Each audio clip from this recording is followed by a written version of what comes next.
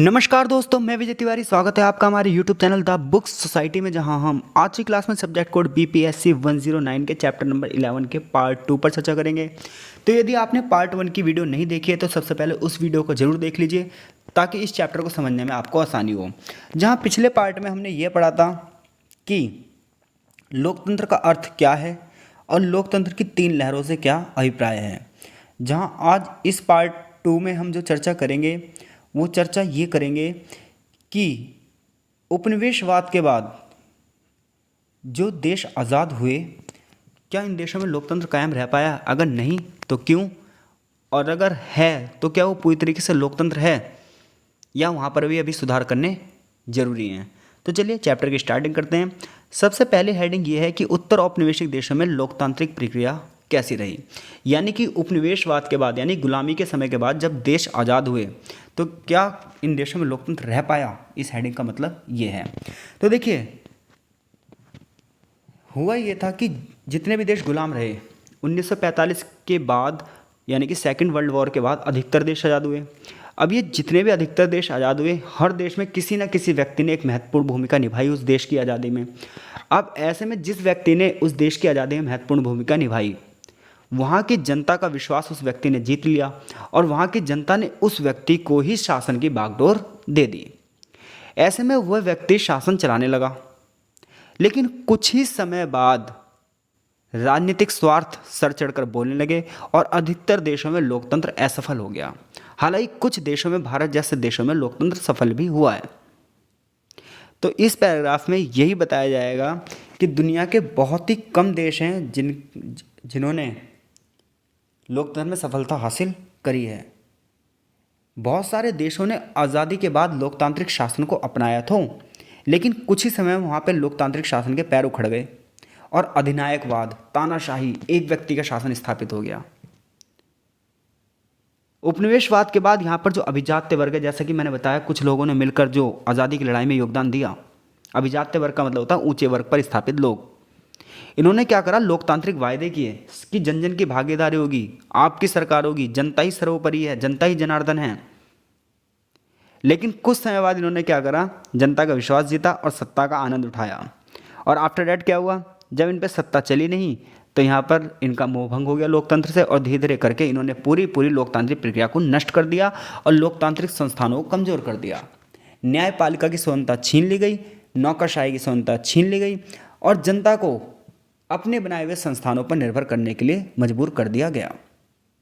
Example दिए यहाँ कुछ देशों और उनके नेताओं के, जैसे कि युगांडा के नेता थे योवेरी मुसेविनी, मिल्टन ओबेटे, इसी प्रकार से जूलियस नेरेरे तंजानिया के, जोमो केन्याटा केनिया के, रॉबर्ट मुगाबे युगांडा के।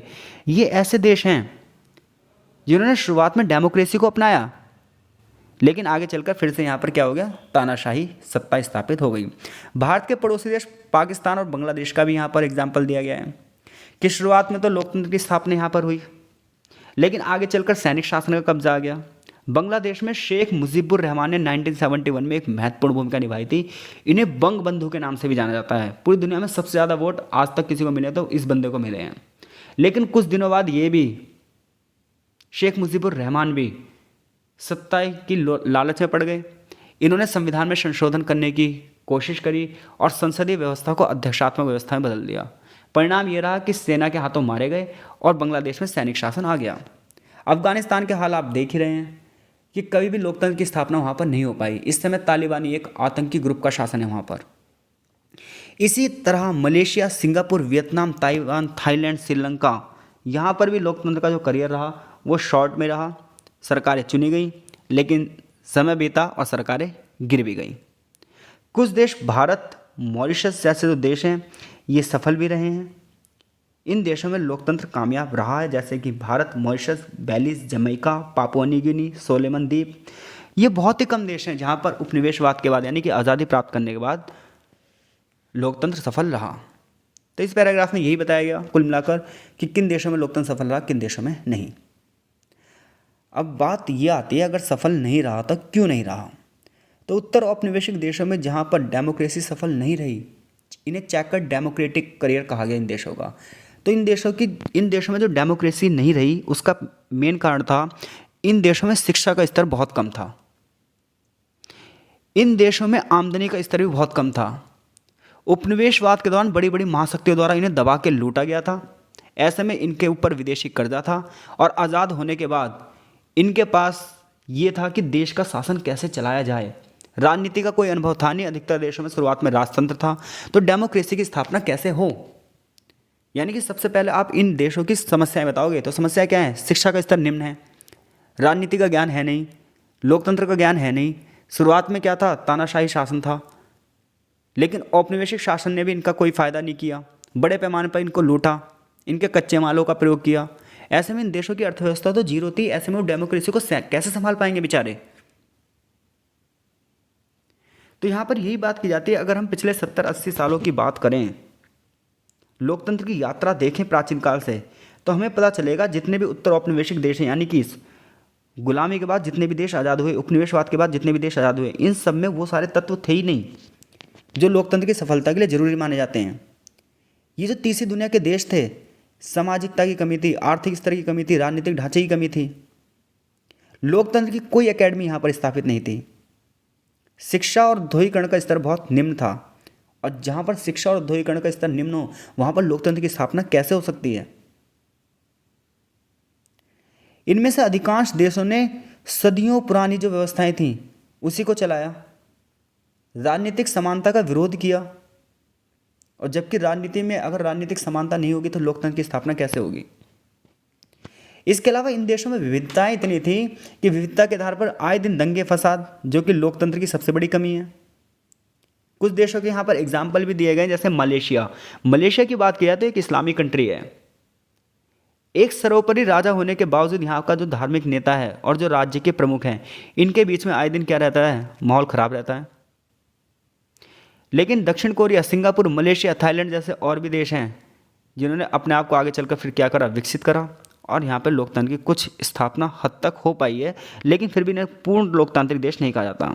इन्हें अर्ध लोकतांत्रिक देश कहा जाता है, यानी कि आधा लोकतांत्रिक देश कहा जाता है। इसके अलावा इन देशों की समस्या ये भी रही कि जब ये आज़ाद हुए तो इनके ऊपर जिस महाशक्ति का शासन था, उस शक्ति ने इनके अंदर फूट डालने की नीति अपना दी। जैसे कि भारत के संदर्भ में कहा जाता है, अंग्रेजों ने फूट डालो राज करो की नीति करी, और जब भारत आज़ाद हुआ तो उसका विभाजन भी हमें दे दिया, जिसकी समस्या आज तक दोनों देश झेल रहे हैं। फिर भी भारत तो कुछ हद तक डेवलप हो गया है, उसे अपने देश के कुछ लोगों से समस्या है, उसे बाहरी शक्तियों के हस्तक्षेप का सामना करना पड़ रहा है। अगर एक शांति स्थापित प्रक्रिया होती तो शायद आज हम और भी आगे होते हैं।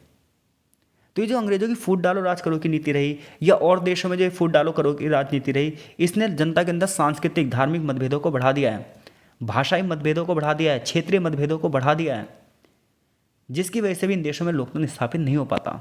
एग्जाम्पल दिया है, मलेशिया की बात की जाए, श्रीलंका की बात की जाए, पाकिस्तान की बात की जाए, नाइजीरिया की बात की जाए, रवांडा की बात की जाए, यहाँ पर लगातार संघर्ष होते रहते हैं। जैसे कि मलेशिया में मलय और चीनी लोगों के बीच में, श्रीलंका में सिंघली और तमिलों के बीच में, पाकिस्तान में सिंधी और पश्तो लोगों के बीच में, नाइजीरिया में योरूबा, हौसा और इग्बो लोगों के बीच में, और रवांडा में तुस्सी और हुतू लोगों के बीच में लगातार संघर्ष होते रहते हैं। और जहाँ संघर्ष है वहाँ लोकतांत्रिक शासन हम कैसे मान लें? उसका प्रमुख कारण यह है इन देशों की विविधताएं, और उसमें अनेकता में एकता नहीं है। ऐसे में अलगाववाद की मांग उठती हैं और आए दिन ये लोकतंत्र की सबसे बड़ी कमी रहती है।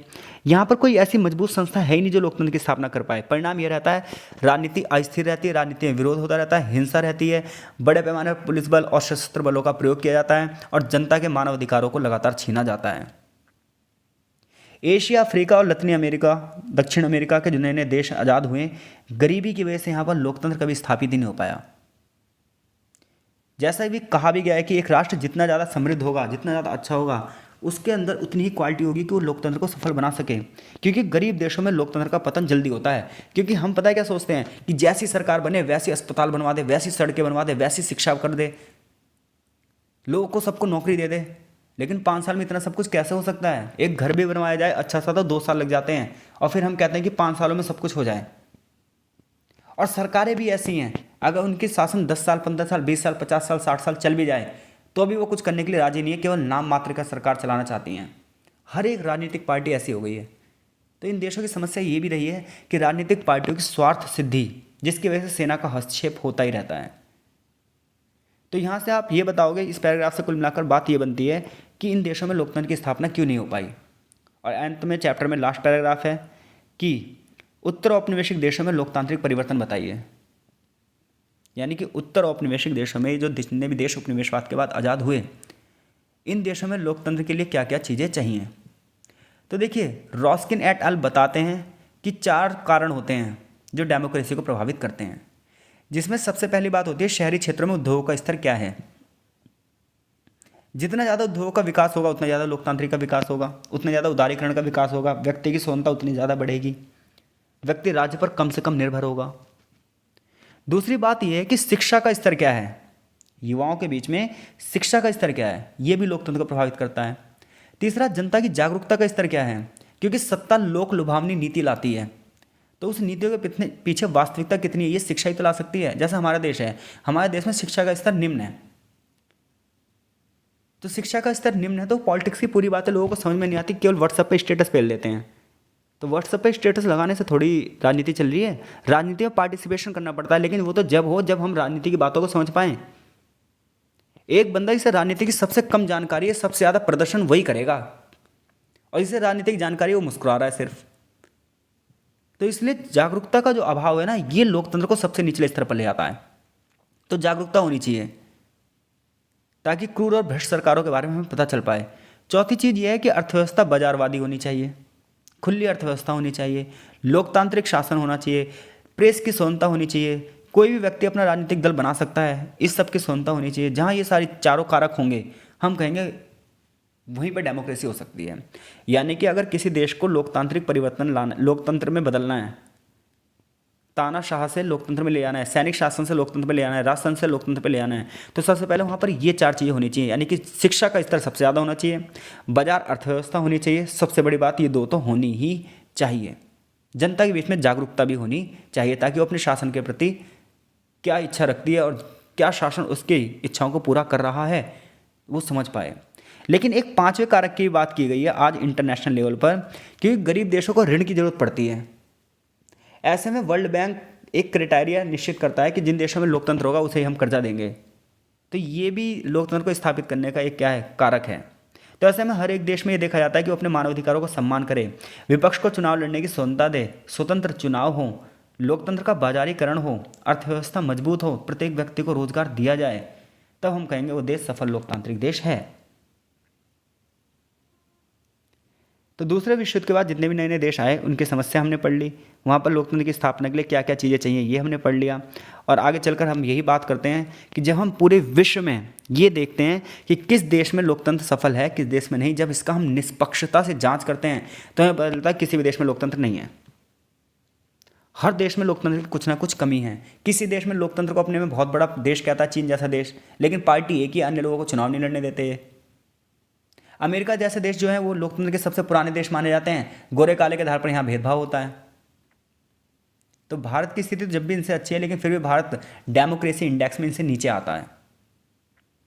तो पूरे विश्व स्तर पर हम लोकतंत्र की जांच करें तो हमें पता चलेगा कि केवल ना केवल कागजों पर ही लोकतंत्र दिखाई देता है, भाषणों में ही लोकतंत्र दिखाई देता है, लेकिन वास्तव में लोकतंत्र है नहीं। कुछ देश पेरू, वेनेजुएला, जिम्बाब्वे जैसे देश हैं जिन्होंने शुरुआत में डेमोक्रेसी को अपनाया, लेकिन आगे चलकर ये भी निरंकुश शासन के क्या हो गए, शिकार हो गए। तो ये चैप्टर यहीं पे फिनिश होता है। इसके बाद इस चैप्टर का एक छोटा सा निष्कर्ष दिया जाता है। चैप्टर में जो प्रश्न बनते हैं वो प्रश्न मैंने पहले ही बता दिया आपको कि उत्तर औपनिवेशिक देशों में लोकतांत्रिकरण की प्रक्रिया में क्या बाधाएं हैं, इसकी चर्चा कीजिए, या फिर उत्तर औपनिवेशिक देशों में लोकतंत्र की स्थापना कैसे की जा सकती है, इस बात की चर्चा कीजिए। तो आई होप से इस चैप्टर इनमें से कोई सा भी प्रश्न आएगा तो आप एक लंबा चौड़ा आंसर लिख सकते हैं। आपका बहुत बहुत धन्यवाद।